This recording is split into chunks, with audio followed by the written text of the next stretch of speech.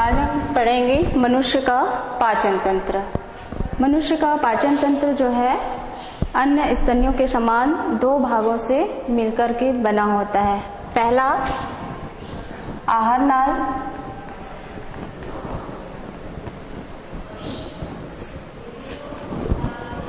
दूसरा जो है पाचक ग्रंथि।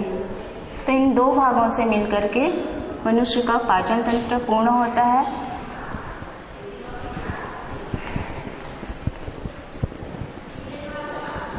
पहले हम देखते हैं आहार नाल के। मनुष्य तथा अन्य स्तनियों में मुख से लेकर के गुदा द्वार के बीच एक नली पाई जाती है जिसे आहार नाल कहते हैं। यह लगभग जो है 8 से 12 मीटर लंबी नली होती है जिसमें निम्न भाग पाए जाते हैं। इसमें जैसे पहला है मुख तथा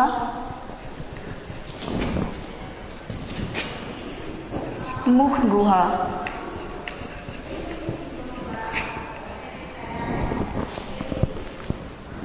ये हमारा मनुष्य का पाचन तंत्र है जिसमें देख रहे हैं आप ये मुख जो है दो जबड़ों के मध्य एक दरार के रूप में मुख गुहा में खुलता है। जैसा आप अपने शरीर का कल्पना करें, है ना, अपने मुख का।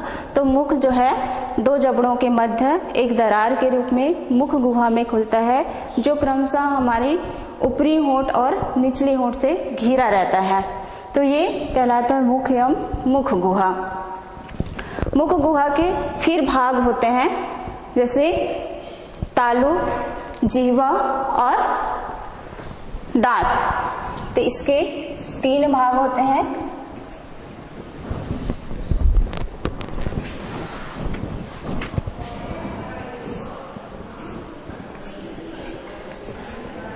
तालु हो गया,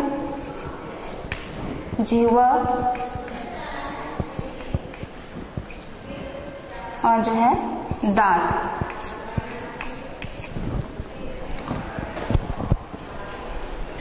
तालु श्वसन मार्ग और मुख गुहा के बीच का भाग होता है। यह जो है कठोर और नरम तालु में बटा होता है। इस प्रकार से तालु के द्वारा हमारी जो मुख गुहा की छत का निर्माण, जो ऊपर वाले भाग है ना, हमारी मुख गुहा के छत है उसका निर्माण होता है। दूसरा जीवा मतलब जीभ, जो लचीली मांसल संरचना है जिसमें स्वाद अंकुर पाए जाते हैं और उसमें उपस्थित स्वाद कलिकाओं के द्वारा स्वाद उद्दीपन को ग्रहण किया जाता है। मतलब जो हमारे टेस्ट आते हैं, कभी कड़वा, मीठा, तीखा, जो भी लगता है वो जीभ में अलग अलग जगहों पर स्वाद कलिकाएं पाई जाती है जो स्वाद उद्दीपन को ग्रहण करते हैं।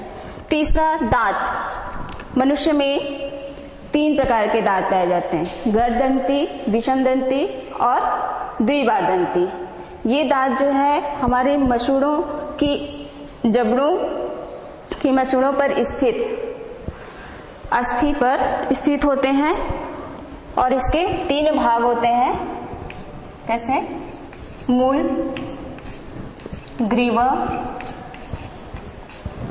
व शिखर। जो अस्थि पर धसे हुए होते हैं वो मूल हो गया, मसूड़ों पर स्थित गड्ढों में स्थित होते हैं वो मूल हो गया। फिर ऊपर का भाग थोड़ा ग्रीवा और सबसे ऊपर का भाग जो है शिखर कहलाता है। तो ये हो गया मुख एवं मुख गुहा का भाग। दूसरा जो भाग होता है ग्रसनी।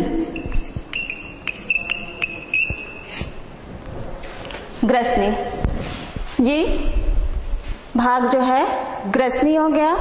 मुख गुहा आगे की ओर एक फनल के आकार पे, फनल आप सब जानते हैं किस प्रकार से, इस प्रकार से फैला हुआ रहता है। तो ये फनल के आकार पे खुलती है जिसे कहते हैं ग्रसनी।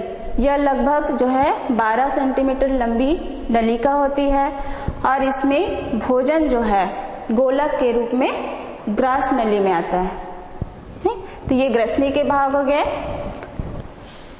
तीसरा भाग जो है ग्रास नली, ग्रसिका, ये भाग जो है ग्रास नली कहलाता है। ग्रास नली, ग्रसनी और अमाशय, दोनों को जोड़ने का कार्य करती है। मतलब ये ग्रसनी और अमाशय को जोड़ने का कार्य करती है। लगभग यह जो है 25 सेंटीमीटर लंबी नलिका होती है। इसकी दीवारों में, इस प्रकार की जो आंतरिक दीवारों में श्लेष्मा पाया जाता है, जिससे इसकी दीवार जो है नम व लसदार बनी रहती है। नम व लसदार बने होने के कारण भोजन जो है आसानी से सरक करके अमाशय में आ जाता है। यानी कि जो श्लेष्मा ग्रंथि द्वारा स्रावित रस के कारण जो है इसकी दीवारें लसदार और नम बनी होती है, जिससे भोजन जो सरक करके अमाशय में आ जाता है। तो हमारा तीसरा भाग जो था ग्रासनली या ग्रसिका। तीसरा भाग जो है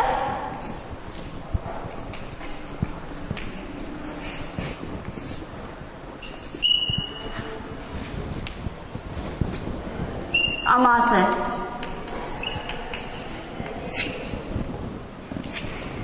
या ये जो है अमाशय कहलाता है हमारे पाचन तंत्र का सबसे बड़ा भाग है, चौड़ा और थैलीनुमा संरचना है। इसमें इसकी दीवारों में जठर ग्रंथियां पाई जाती है। जठर ग्रंथियों से स्रावित जो जठर रस होते हैं उसमें प्रोटीन पाचक एंजाइम पाए जाते हैं, जैसे रेनिन, पेप्सिन और जठर म्यूसिन पाया जाता है। ये प्रोटीन का पाचन करते हैं। म्यूसिन से HCl का उत्पादन होता है। तो HCl जो है भोजन में उपस्थित हानिकारक जो जीवाणु होते हैं, कीटाणु होते हैं, उनको नष्ट करने का कार्य करती है। तो ये अमाशय में जठर ग्रंथियां पाई जाती है। सबसे चौड़ा भाग होता है, थैलीनुमा संरचना होती है हमारे आहार नाल का भाग। अब अमाशय के बाद जो है छोटी आंत। अमाशय आगे की ओर बढ़ के लंबी सक्रिय नली में खुलती है, जिसको छोटी आंत कहते हैं। तो ये पांचवा जो है छोटी आंत। छोटी आंत ये भाग जो है छोटी आंत कहलाती है। अमाशय एक लंबी सक्रिय नली में खुलती है, जो लगभग 6.5 सेंटीमीटर 6.5 सेंटीमीटर लंबी नलिका होती है। छोटी आंत के भी दो भाग होते हैं। प्रथम या शुरू के भाग जो है ये ग्रहणी, जो यू आकार की नली होती है। यह लगभग 20 सेंटीमीटर जो है लंबी नली होती है। इनमें यकृत से आए हुए या पित्ताशय से आए हुए निका और अग्नाशय से निकलने वाले प्राचीर रस संयुक्त रूप से ये इस ग्रहणी में खुलते हैं। तो इसमें यकृत से आए हुए पित्ताशय की नलिका और अग्नाशय से आए अग्नाशय नलिका, ये जो है ग्रहणी में खुलते हैं। ठीक, ग्रहणी का छोटी आंत का पिछला वाला भाग, ये वाला भाग जो है कहलाता है इलियम। ये भाग कहलाएगा इलियम। ठीक है, यह लगभग 5.5 मीटर लंबी नली होती है, जो छोटी आंत का पिछला भाग होता है। और इसकी दीवारों में, इस पूरे दीवारों में उंगली के समान हमारे जो ये उंगली होते हैं इस प्रकार, ठीक है, ये जिस प्रकार से बने होते हैं उंगलियों के समान प्रवर्ध पाए जाते हैं, जिनको कहा जाता है सूक्ष्मांकुर, या इसको एक और नाम से जानते हैं विलाई। सूक्ष्मांकुर या विलाई जो भोजन, पाचित भोजन का अवशोषण करते हैं। ठीक है, तो इलियम के द्वारा ही क्या होता है, पाचित भोजन का अवशोषण होता है। फिर ये छोटी आंत जो है एक लंबी नली में खुलती है, जिसको कहा जाता है बड़ी आंत। ये भाग जो है, ये आप देख रहे हैं यहाँ से, ये जो है एक लंबी मोटी नली में खुलती है, जिसको कहा जाता है बड़ी आंत। बड़ी आंत के भी 3 भाग होते हैं। हमारा ये छठवा जो है बड़ी आंत। बड़ी आंत के इसके 3 भाग होते हैं।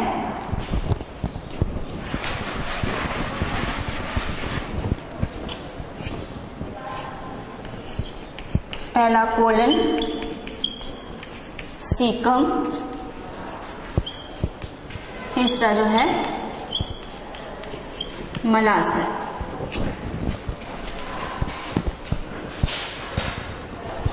तो यहाँ देखिए पाचन तंत्र में हमारा जो छोटी आंत है वो एक लंबी नली सक्रिय सीलियम में खत्म होने के बाद ये जो है बड़ी नली में खुलती है, जिसको कहा जाता है बड़ी आंत। और बड़ी आंत में ही भाग पाए जाते हैं ये कोलन, दूसरा जो है सीकम, और तीसरा जो है अंतिम भाग मलाशय कहलाता है।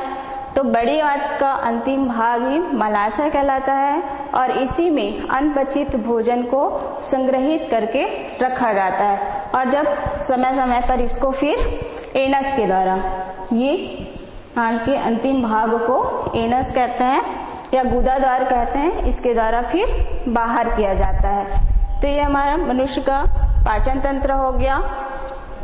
मुख से प्रारंभ होकर के कहाँ समाप्त होता है? गुदाद्वार पर, ठीक है। ये एक लंबी नली के रूप में पाए जाते हैं जिसमें अन्य भाग पाए जाते हैं, जैसे अभी हमने बताया मुख एवं मुख गुहा, दूसरा जो है ग्रसनी, तीसरा ग्रास नली या ग्रसिका, चौथा जो है आमाशय, पांचवा जो है छोटी आंत। छोटी आंत में भी दो भाग होते हैं, अग्र भाग को ग्रहणी कहते हैं जो इस प्रकार से यहाँ से आप देखेंगे यू आकार की होती है, और इसका पिछला भाग जो है इलियम कहलाता है। इसकी दीवारों पर सूक्ष्मांकुर पाए जाते हैं जो भोजन का अवशोषण करते हैं या पाचित भोज्य को अवशोषण करते हैं और विभिन्न संवहन द्रवों में मिला दिया जाता है जिससे पूरे शरीर में ये प्रवाहित होते हैं। फिर ये लंबी सक्रिय नलिका जो है बड़ी आंत में खुलती है। बड़ी आंत जो है 1.5 मीटर लंबी नली होती है जिसके 3 भाग बताए हमने, कोलन, सीकम और मलाशय। मलाशय जो है उसका अंतिम भाग होता है। कोलन तथा मग और सीकम जो कि शाकाहारी जंतुओं में ज्यादा एक्टिव होते हैं और ये जो है सेलुलोज को पचाने का कार्य करती है सीकम, ठीक है। बड़ी आंत के भाग में एक छोटा सा भाग पाया जाता है जिसको कृमि रूपी अपेंडिक्स कहा जाता है। ये हमारे शरीर में इसका कोई कार्य नहीं होता है।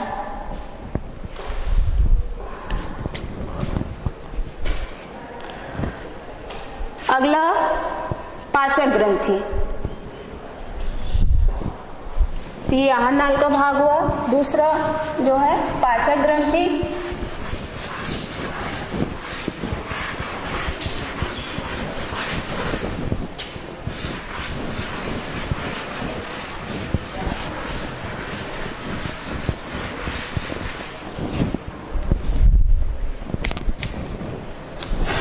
दूसरा मनुष्य का पाचन तंत्र 2 भागों से बताया था, एक आहार नाल और दूसरा जो है पाचक ग्रंथि। तो पाचक ग्रंथि क्या है? आहार नाल से संबंधित उन ग्रंथियों को जो भोजन को पचाने में सहायक होते हैं या सहायता करते हैं पाचक ग्रंथि कहलाते हैं। पाचक ग्रंथि 2 प्रकार से होते हैं, आंतरिक ग्रंथि और जो है बाह्य ग्रंथि। ये 2 प्रकार से होते हैं, आंतरिक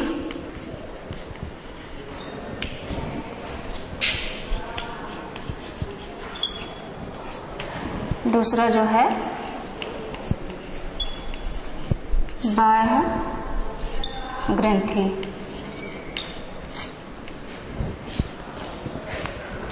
एक आंतरिक ग्रंथि के अंतर्गत आंतरिक ग्रंथि वे ग्रंथि होते हैं जो आहार नाल की दीवारों पर पाई जाती है। ये अपने द्वारा स्रावित जो पाचित रस होते हैं उनको सीधे आहार नाल पे छोड़ते हैं। इस प्रकार से आंतरिक ग्रंथि जैसे संपूर्ण आहार नाल की दीवार में पाई जाने वाली श्लेष्मा ग्रंथि,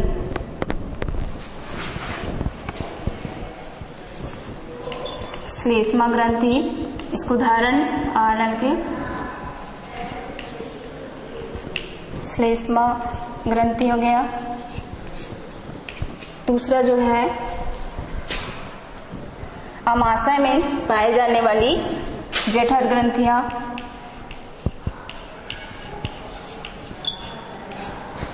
तीसरा आंत्र की दीवारों में या आंत की दीवारों में पाए जाने वाले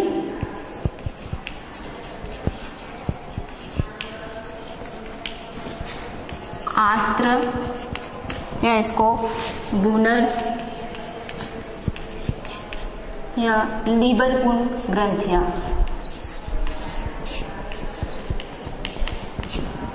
ये ग्रंथियां जो है आंतरिक ग्रंथियां कहलाती है और यह जो है संपूर्ण आहार नाल की दीवार पे पाई जाती है। ये अपने तरह स्रावित रस को सीधे ही छोड़ती है। तो श्लेष्मा ग्रंथि, अमाशय की जठर ग्रंथि, आंत की दीवारों में पाए जाने वाली आंत्र या बूनर्स या फिर लीबरपूर्ण ग्रंथि। दूसरा भाग होता है इसका बाह्य ग्रंथि।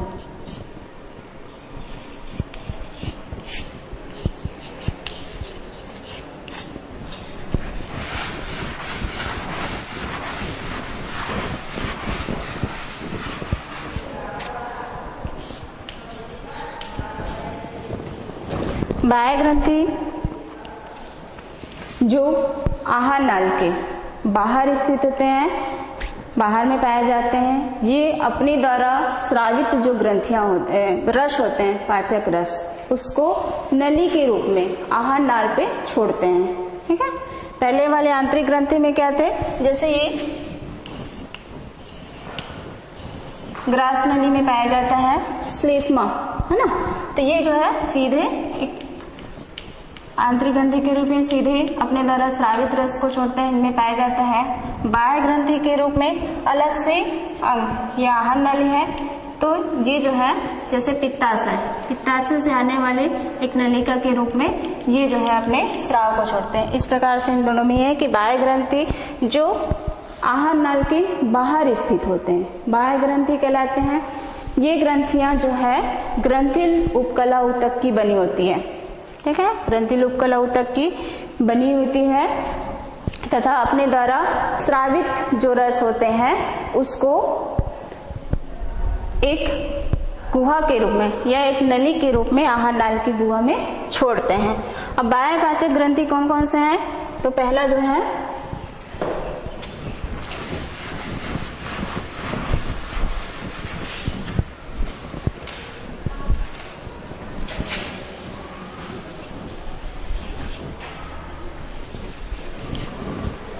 बाह्य पाचक ग्रंथि के रूप में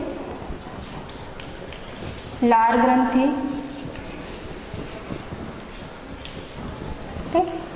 लार ग्रंथि हो गया। तो मनुष्य में 3 प्रकार की लार ग्रंथियां पाई जाती हैं जो पाचक ग्रंथि कहलाते हैं। जैसे सबलिंगुअल, पहला हो गया सबलिंगुअल, दूसरा सब मैक्सिलरी,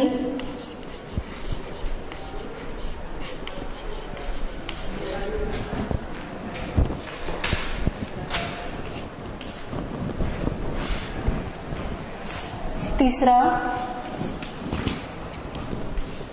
पैरोटेट ग्रंथि।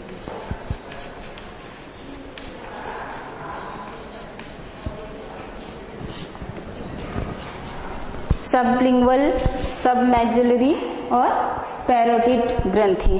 तो ये ग्रंथियां लार ग्रंथियां कहलाती है और इनके द्वारा जो स्रावित रस होते हैं, जो पाचक रस निकलते हैं, इसमें टाइलिन व लाइसोएंजाइम पाए जाते हैं। टाइलिन और लाइसोएंजाइम ये क्या करते हैं, भोजन में उपस्थित जो हानिकारक जीवाणु होते हैं उनकी कोशिका भित्ति पर आक्रमण करके उनको नष्ट करती है और भोजन को पचाने में सहायक करती है। तो ये लार ग्रंथियां पाए जाते हैं। जैसे हम इस मनुष्य के पाचन तंत्र में देखें तो कहाँ पर लार ग्रंथि पाई जा रही है, मुख में ही लार ग्रंथियां पाई जाती है, जो 3 प्रकार से होते हैं। जैसे ये सब लिंगुअल और सब मैक्सिलरी, ये 2 ग्रंथियां हैं। और तीसरा जो है पैरोटिड लार ग्रंथियां। तो ये तीनों जो लार ग्रंथियां होती हैं वो मुख में पाए जाते हैं। इनके द्वारा जो स्रावित रस होते हैं उसमें टैलिन और लाइसोएंजाइम पाए जाते हैं, जो जीवाणु की कोशिका भित्ति पर आक्रमण करके उन्हें नष्ट करते हैं और भोजन को पचाने में सहायता करते हैं। दूसरा ग्रंथि है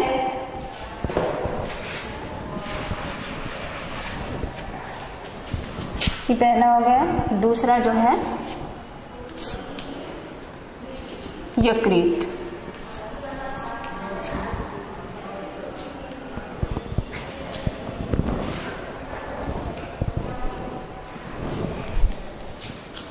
यकृत पाचक ग्रंथि है जो मनुष्य का सबसे बड़ा, मनुष्य में पाए जाने वाले सबसे बड़ी पाचक ग्रंथि यकृत कहलाता है। यह लगभग जो है 1.5 किलोग्राम 1.5 किलोग्राम इसका वजन होता है और यकृत कोशिकाओं के द्वारा स्रावित जो रस होता है उसे पित्त रस कहते हैं और इस पित्त रस को पित्ताशय में एकत्रित किया जाता है और पित्ताशय फिर कहाँ खोलते हैं?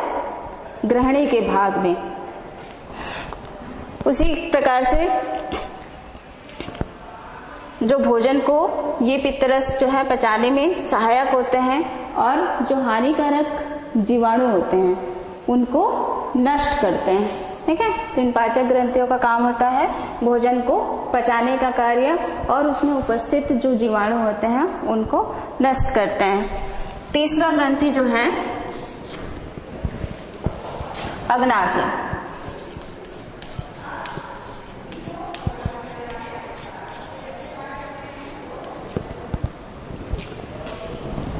यकृत के बाद सबसे बड़ा दूसरा जो ग्रंथि होता है वो होता है अग्नाशय ग्रंथि। ये जो है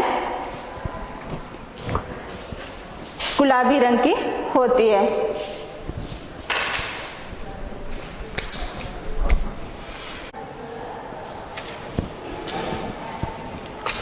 दूसरा हम देख रहे थे अग्नाशय, सबसे बड़ी दूसरी बड़ी पाचक ग्रंथि है जो कि गुलाबी रंग की होती है और इनमें अग्नाशय पानिका निकलती है, अग्नाशय रस स्रावित होती है। तो ये जो है पाचक ग्रंथियां होंगे। जैसे हम चित्र में इसको समझना चाहे पाचक ग्रंथियां के, तो इस प्रकार से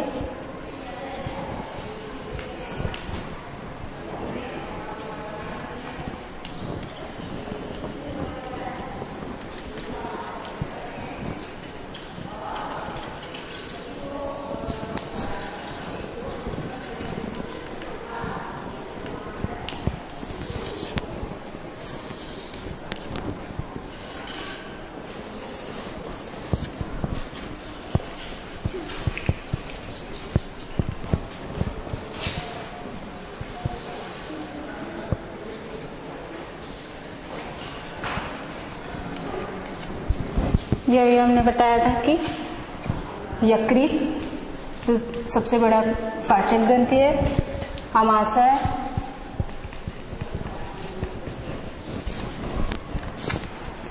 अग्नाशय, ये बाह्य पाचक ग्रंथि है। ठीक है, अब इसमें पाचन की प्रक्रिया एक और में कहते हैं कि ये पित्ताशय। इस प्रकार से जो पाचक ग्रंथियां, बाह्य पाचक ग्रंथियां जुड़ी हुई रहती हैं।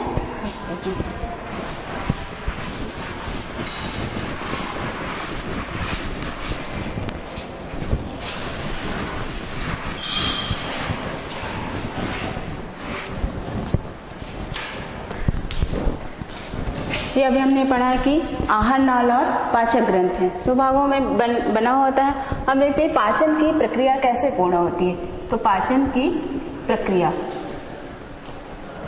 तो पाचन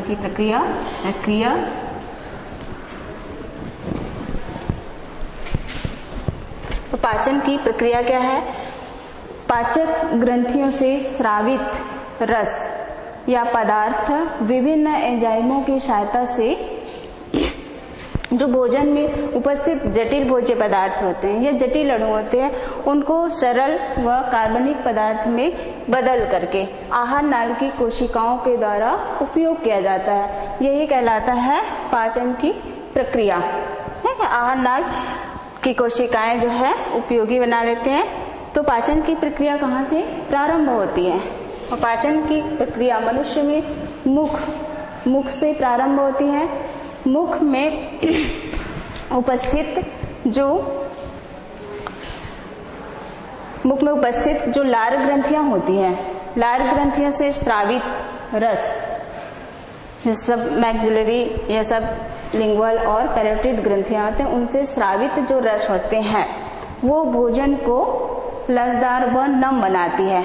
ठीक है, भोजन लसदार व नम बनने के बाद यह जो है किस में आ जाता है? जैसे ये हम पाचन तंत्र देख रहे हैं, मुख के द्वारा भोजन को ग्रहण किया जाता है, फिर उसको दांतों के द्वारा खूब चबाया जाता है। ठीक है, दांतों के बाद चबाने के बाद लार ग्रंथियों से निकलने वाली जो स्रावित रस है वो जो है भोजन में मिलती है और भोजन को लसदार, चिकना व नम बनाती है, जिससे भोजन जो है आसानी से ग्रसनी से होते हुए कहाँ आ जाते हैं? ग्रासनली से होते हुए ग्रसनी से होते हुए ग्रासनली में आ जाती है। ग्रासनली की दीवारें जो है नम व लसदार होती है, जो भोजन को सड़क के कहाँ ले जाती हैं? अमाशय में। तो अमाशय में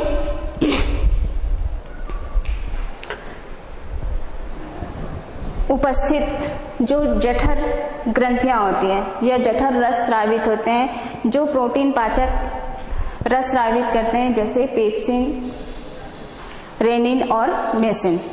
ये प्रोटीन पाचक रहते हैं जो भोजन में उपस्थित जो प्रोटीन या वसा के जो अणु होते हैं उनको छोटे छोटे टुकड़ों में बांट देते हैं, तोड़ देते हैं या पाचन क्रिया करते हैं। ठीक है, तो अमाशय में जो प्रोटीन व वसा के छोटे छोटे टुकड़े हो जाते हैं। अमाशय से भोजन जो है कहाँ आ जाते हैं? छोटी आंत में। छोटी आंत का जो अगला भाग होता है ग्रहणी के अगले भाग में पित्ताशय से हम नलिका निकलती है, यकृत पित्ताशय से नलिका निकलती है और अग्नाशय की नलिका खुलती है। इनसे जो स्रावित रस होते हैं, अग्नाशय रस और पित्ताशय या पित्त रस, ये भोजन में तीव्र रासायनिक क्रिया करते हैं।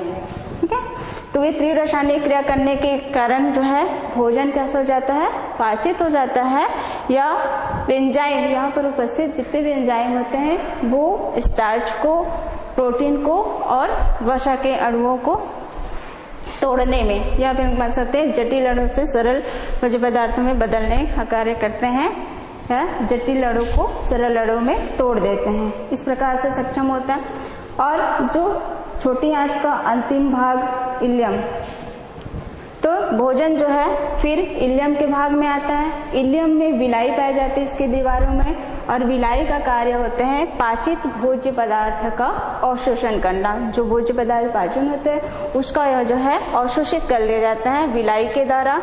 फिर अनपचित जो भोजन होते हैं वो कहाँ आ जाते हैं? बड़ी आंत में। बड़ी आंत के मलाशय, अंतिम भाग जो है मलाशय होता है, उसमें एकत्रित होते हैं अनपचय भोजन, और समय समय पर इसको फिर जो है गुदाद्वार के द्वारा उत्सर्जन क्रिया के माध्यम से शरीर से बाहर कर दिया जाता है। तो ये कहलाता है पाचन प्रक्रिया, जो कहाँ से शुरू होती है? मुख से लेकर के गुदाद्वार तक पूरी होती है। ठीक है, तो ये हमारा आज का मनुष्य का पाचन तंत्र, जो पाचन तंत्र के भाग पढ़े और पाचन की प्रक्रिया। धन्यवाद।